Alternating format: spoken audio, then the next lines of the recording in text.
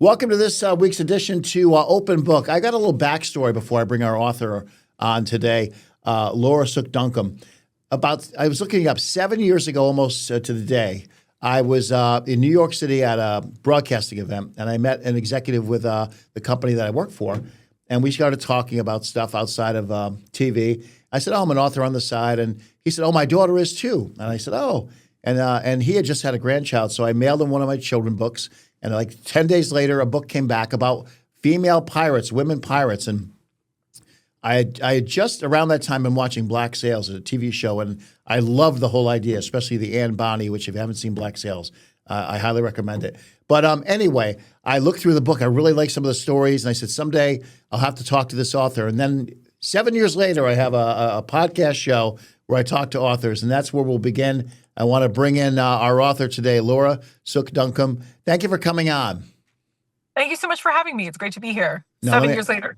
7 years later. I'm putting the book up between us. It is called Pirate Women, The Princesses, Prostitutes, and Privateers Who Ruled the Seven Seas.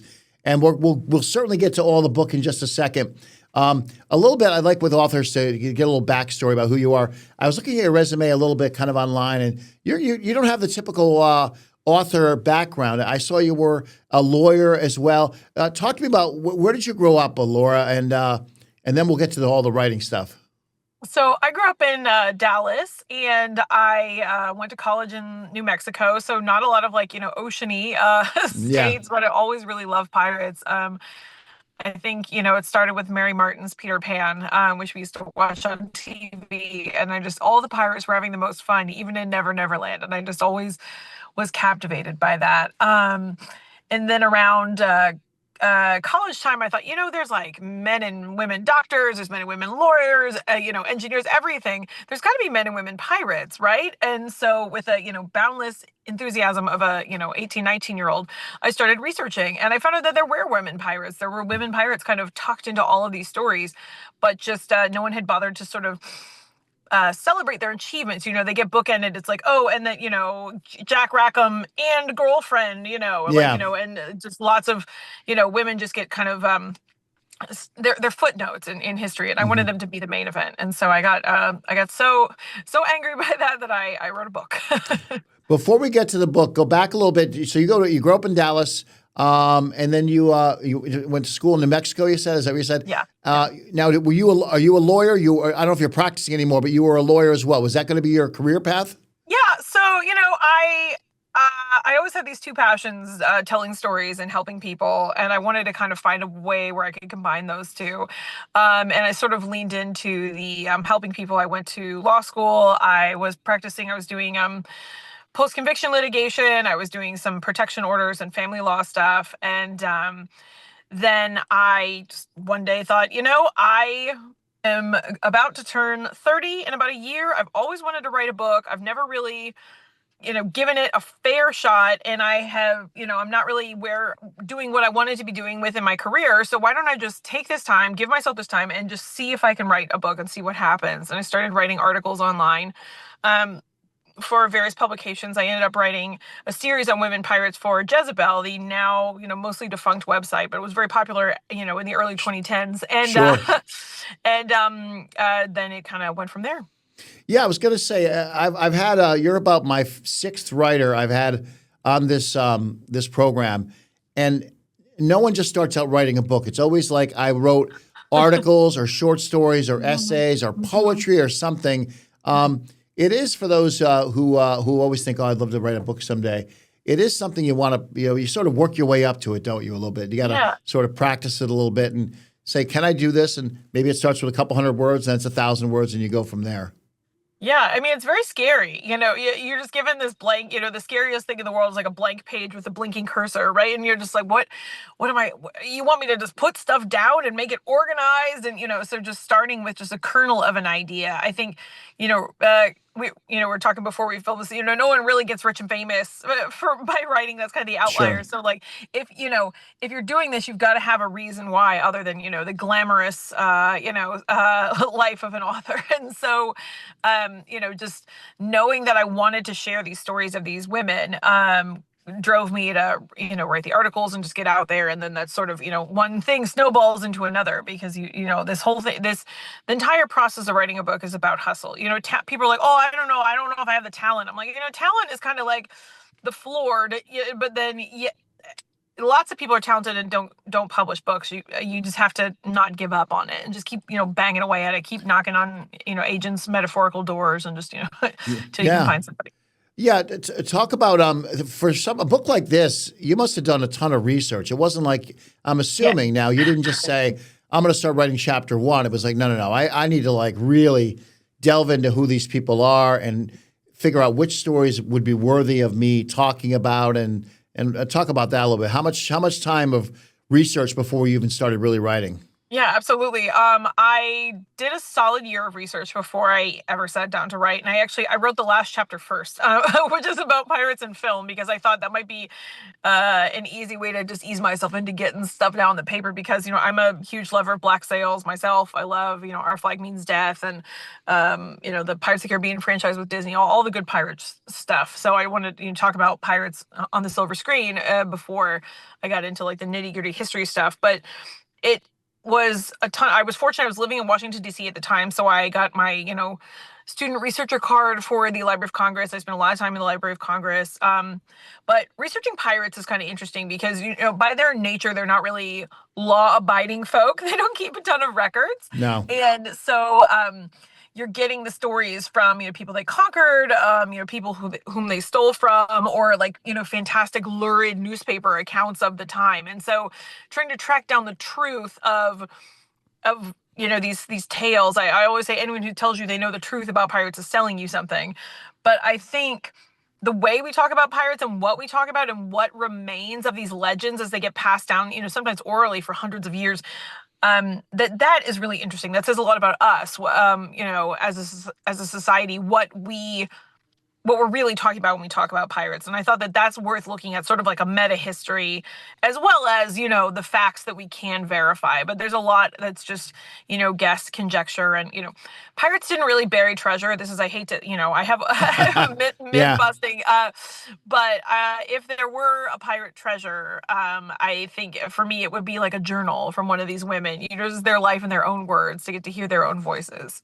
Yeah, there's an old saying, and I'm a journalist by nature, and the old saying is if you're doing a biography on somebody in history, and they say, well, if truth and the legend collide, just print the legend. And you do see that with not just pirates, but politicians or captains of industry, where it's like they say, well, I don't want to mess with a great story, so let's go with this. And you must have had, as an author, trying to sort out what sounds like it was a little fictiony and what actually probably was true here. Yeah, it's very difficult. Kind of the gold standard of pirate primary sources is the General History of the Pirates, written in the 1700s by Captain Charles Johnson. And Captain Charles Johnson is a pseudonym. We don't even know who he was. There was a period of time where people thought that it was Daniel Defoe, but that's been debunked. But the Navy history of the time, there is no Captain Charles Johnson. And so, the most accurate pirate text we have, and we don't even know for sure who wrote it. And so that is a treasure hunt, trying to figure out what you can. But yeah, absolutely. I think, going with the myth, I think some of these things, they just sort of become true. You say them enough, and these stories have been passed down, and it's all that we have about some of these women. So you just kind of have to. I love to see how the story changes over the years based on who's telling it. I think that's really fascinating. Absolutely. Our guest is Laura Sook Duncombe. The book is Pirate Women, Princesses, Prostitutes, and Privateers Who Ruled the Seven Seas. We'll take a brief break, come back, we'll talk right about the book itself and some of the characters in there who truly are fascinating after this short break.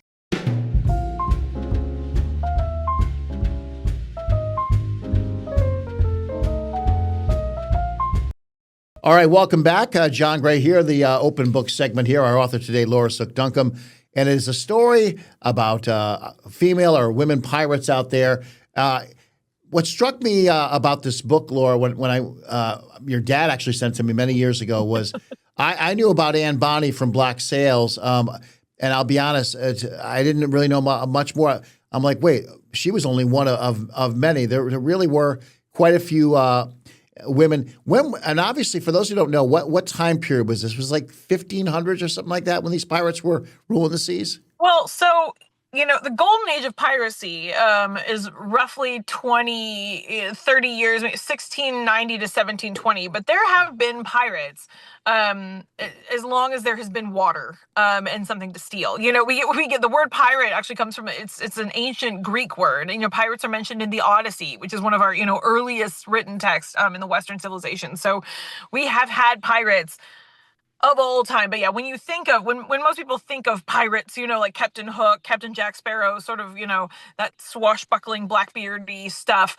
that's the golden age in the Caribbean. And that's about, like I said, 1690 to 1720. But even that's up for debate. But so yeah, it's been a long time. Now, just the title of the book, prostitutes, privateers, princesses. Give me an example of, say, a princess who was a pirate. Explain what you mean by that. Sure. Well, Saida al-Hurra was a pirate in the late 1400s, early 1500s, and she was the ruler of her city-state in, present-day Morocco, Northern Africa.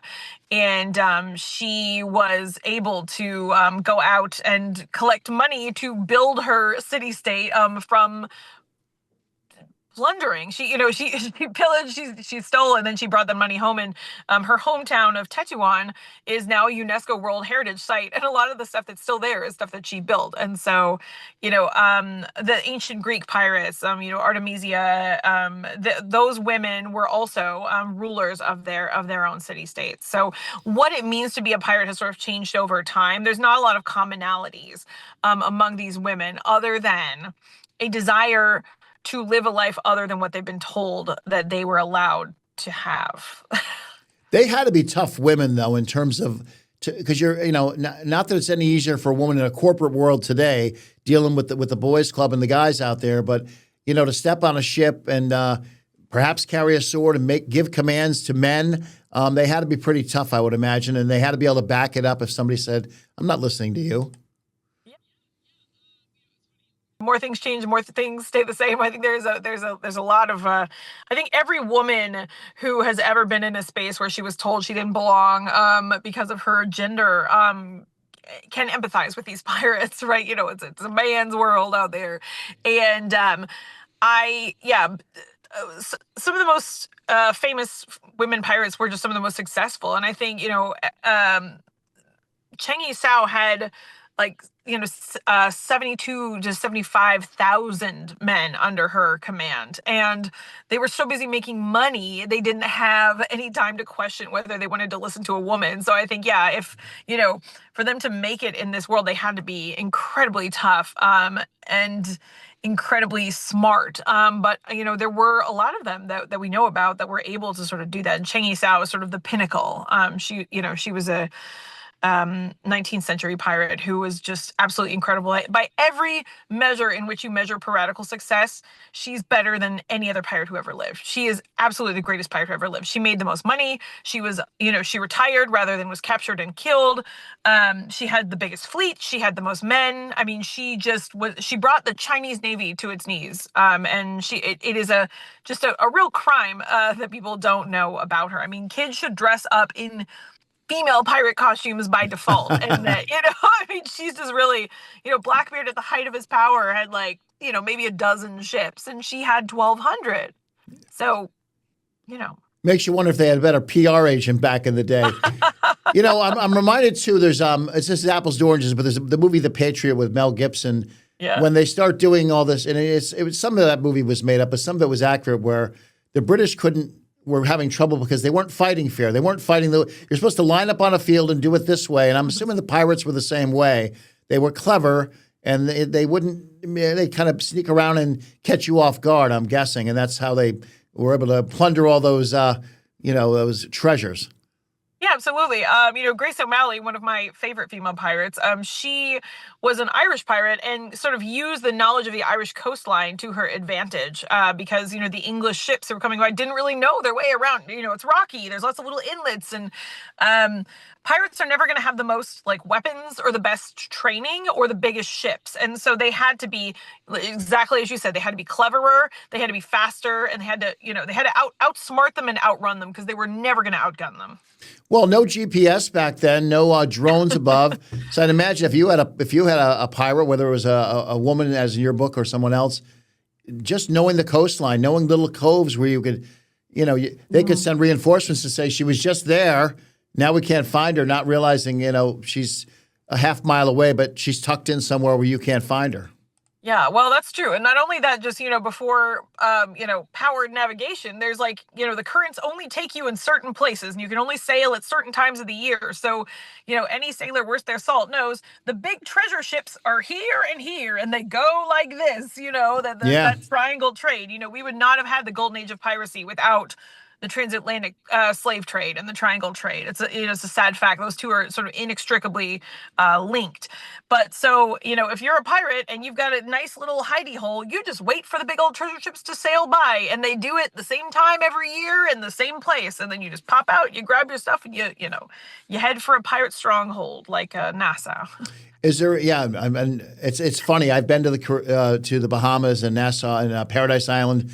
And having seen black sails, especially in looking at your book, I don't. It's been hundreds of years, but I still get a little excited to think, looking at the sand, that a pirate may have stood on this sand. What is it about pirates we find so romantic? It's probably true of Robin Hood or any of these stories where we kind of root for the bad guy a little bit. Is it just something that's inside of us, you think? I think we root for the underdog. People. One of the most common things I get: why are you telling people, to admire these women? They're criminals, right? But they're not. They're not bank robbers. It's not like white collar crime. These are scrappy people. You don't go into piracy if you've got a better way to make a living. Like you said, it's a very hard life. You're living on a ship, which is very dangerous. A pirate's life was not a long, luxurious one for the most part. And so I think we admire their desire for freedom. They were told, like, this is the life that you can have. And they're like, no, I don't think so. I want something more than that. I want something better. And they went out and they took it. And I think, it's not that much of a stretch to go from a female pirate to Ruth Bader Ginsburg, Sure. And just other women who just pushed their way into a space where they were told they weren't allowed to be. And I think that's, we love the boats, we love, the wind in our hair and the salty sea breeze, but I think at the core of it is just self-determination and the ability to, sort of chart your own course, if you'll pardon the pun, that we all really love. Well, yeah, we've seen these reality shows now, like Deadly Catch, and even like the movie The Perfect Storm in the book, where you go, wow, I didn't realize the sea was that dangerous. I thought it was just all standing on the top of the deck and going like this. And at any moment, you could get picked off by a wave or whatever, right? Yeah. I mean, and I love, Black Sails was actually consulted by Bennerson Little, he's a pirate historian. He's a brilliant guy. And I think it did a great job of showing just the arduous reality of keeping a ship afloat. It constantly requires maintenance. We don't have power tools. You've got to scrape the barnacles off every once in a while. You got to fix the sails. You got to fix the mast. You got to fix everything. Like, it's a big hulking disaster, that somehow stays afloat. And so it's a lot of really hard work. I mean, pirates had sort of like early medical insurance because so often you lost a limb, you lost an eye, that there were provisions for that in the contracts that these pirates signed before they went out on a sail that said, if you lose your eye, you get an extra share of the treasure. It was a very dangerous job. Yeah. All right, we'll take another quick break. Joining me again, Laura Sook Duncombe, back with more in our final segment on pirate women, the princesses, prostitutes, and privateers who ruled the seven seas. Back with more right after this.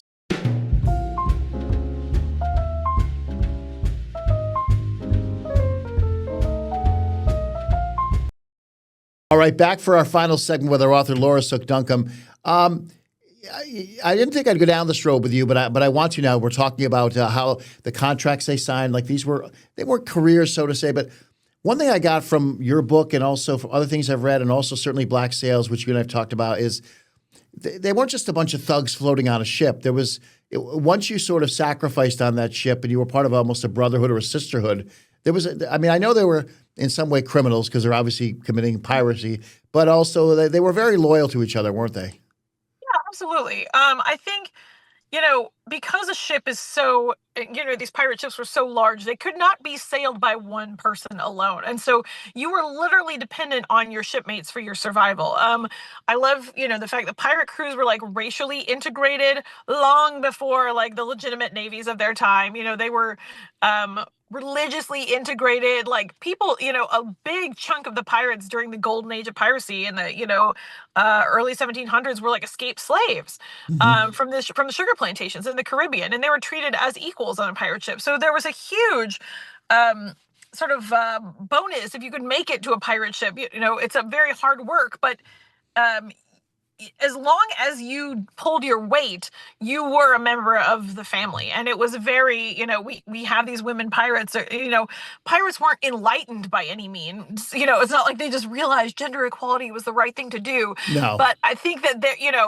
it's like, can you do your job? Can you help us stay alive for another day? If you can, okay, great. I don't care which god you worship, or what color your skin is, or what gender you are. So we're all just in this together. There was no time to sort of ruminate. There was no luxury of like prejudices, because there just Sure. wasn't time or space to do that. Talk about the word privateer. Is that different than being a pirate? Is it almost someone who's hired to go out and do this, so they're not so rogue in terms of that? Explain the difference. Yeah. Pirate, privateer, corsair, buccaneer, all of these words mean slightly different things. A privateer is someone, exactly as you said. They do the same thing as pirates. They attack people and they steal their things, but a privateer is doing it under the auspices of a government. Queen Elizabeth was a really big employer of her sea dogs, who were privateers, who she said, look, you can't attack other English ships, but you can attack anybody else you want. And you got this letter of marque that says, I'm under the order of the Queen. And then if you were not at war, or if you were at war with other nations, you could just pillage their stuff and you brought it home for a cut. And so, the great British Empire as we know it is sort of built on the backs of privateers. So we've got, Sir Francis Drake, John Hawkins, and a lot of Captain Morgan, a lot of the people who we now think of as like celebrated seafarers, captains of adventure, were really just kind of pirates with a Yeah. license at the time. So a lot of national dirty work is done by pirates, who then the sovereigns can conveniently sort of disown when they're it's not interesting anymore. One of the reasons the golden age of piracy happened in the Caribbean was because a lot of European wars ended, and then there were a bunch of out of work soldiers who were like, well, what are we supposed to do now? Like we were Yeah. so busy killing other people, now we don't have anything to do but all this sailing knowledge. And then they sort of wound up in the Caribbean. I get a sense too from your book a little bit that again, we hate to say it was a business or a career, but there's an illusion out there from pirate movies we grew up watching that, the pirates come on the ship and they make everybody walk the plank and they kill everybody. And I got a sense from everything I've read that look, if you want to give the ship up in the cargo, they're not going to put the sword to everybody. They're there to get the goods and then get on their way. Right. Well, it certainly depended on the pirate. Ned Lowe was famously barbaric, but Bartholomew Roberts was said to be quite the gentleman.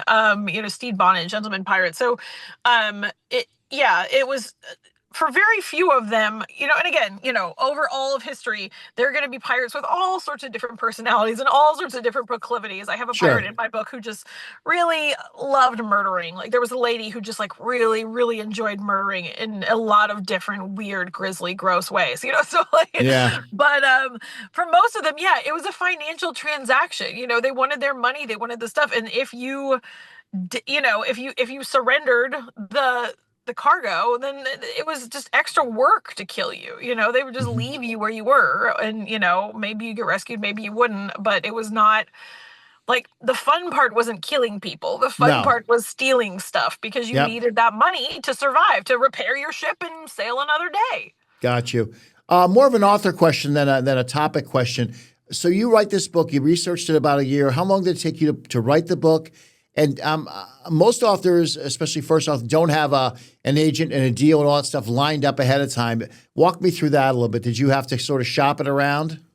So I actually, I had a dream scenario in that I was contacted by an agent who had read my Jezebel post and thought there Nice. might be a book and wanted to represent me. And so Nice. after, doing my research on him, I did sign with him. So he was able to help me, shop it. He was, so I was not like an unagented submission. Which, I always, when I do talks at schools and stuff, I tell kids like, look, people always say, and it sounds kind of corny, like do what you love. And, then it's not work. But, I was writing these articles about pirates for like $25 an article because Sure. I just really wanted to tell those stories. And then, your passion gets noticed sometimes, Hmm. and sometimes you get a book deal. So, um, yeah, that was the way that it did happen for me. So I'm so grateful. I'm still with my agent now all these years later, and like I love him, and I'm really grateful for his guidance. He definitely walked my wide-eyed self through the Yeah. process of traditional publishing, because it's a journey. There's a lot of steps involved. Yeah, we sort of alluded to it earlier, and I'm assuming people who are watching these interviews with me on Open Book, some of them want to be authors or they want to learn stuff that could help them. I mean, I got this from reading Stephen King's book on writing, 20 some years ago. A classic. If you're just doing this to get rich, it's almost like trying to become an actor. I want to be an actor to be a star. It's like, Yeah. as opposed to maybe just be an actor. You could act in a local theater company and do great. This Yeah. is not a career to get rich, like you said, unless you're John Grisham or J.K. Rowling, right? Yeah, yeah. Those are the exceptions that prove the rule. Yeah, it's really, I think everyone has a different reason for writing. For me, it was just always about telling stories to help people feel less alone in the world. And I think you can look at these if you've ever felt like you didn't fit in, or that the life that you were told you were allowed to have was not like quite enough for you.